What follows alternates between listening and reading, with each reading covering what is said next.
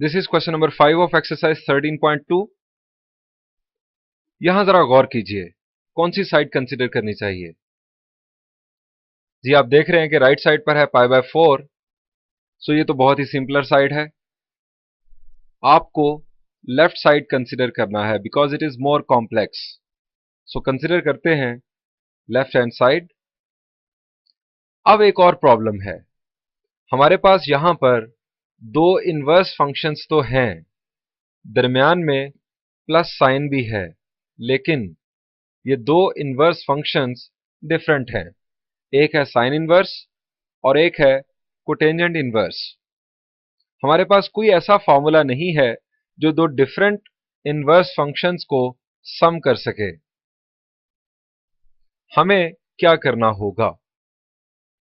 हमें या तो कोटेंजेंट इनवर्स को साइन इनवर्स में कन्वर्ट करना होगा या साइन इनवर्स को कोटेंजेंट इनवर्स में कन्वर्ट करना होगा, और एक इनवर्स फंक्शन को दूसरे इनवर्स फंक्शन में कन्वर्ट करना हम जानते हैं। ये हमने सीखा था एक्सरसाइज 13.1 के क्वेश्चन नंबर 2 में, और हम इससे पहले वाले प्रॉब्लम्स में कई दफा ये कन्वर्जन कर चुके हैं।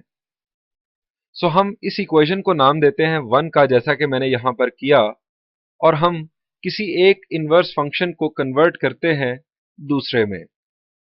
मैं यहां पर कंसिडर करता हूं कोटेंजेंट इनवर्स 3 को, और इसे कन्वर्ट करने की कोशिश करूंगा साइन इनवर्स में।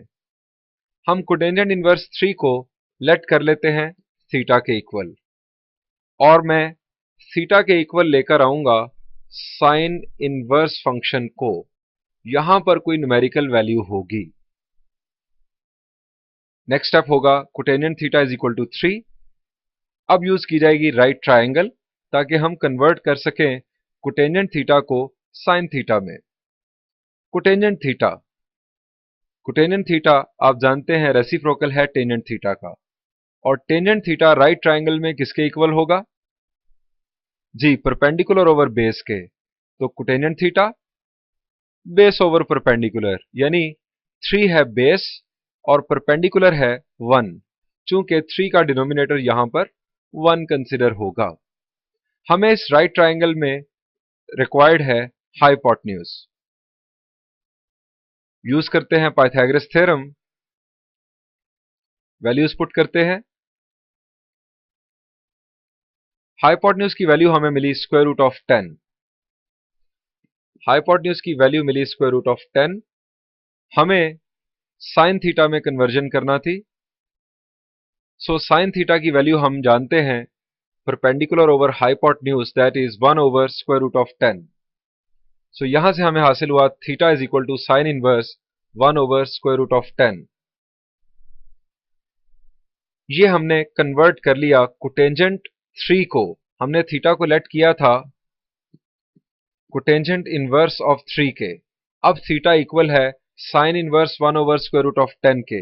इसका मतलब हुआ कि हम इस वैल्यू को इसके साथ रिप्लेस कर सकते हैं इक्वेशन 1 में।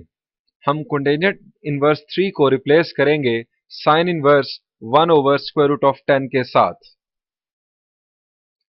अब हमारा प्रॉब्लम, हमारा सॉल्यूशन आगे बढ़ सकता है। चूंकि दोनों साइन इनवर्स फंक्शंस हैं, दरमियान में है पॉजिटिव साइन, यानी हम इनवर्स साइन फंक्शन का सम फॉर्मूला यूज कर सकते हैं। तो चलिए सम फॉर्मूला रिकॉल करें और यूज करें।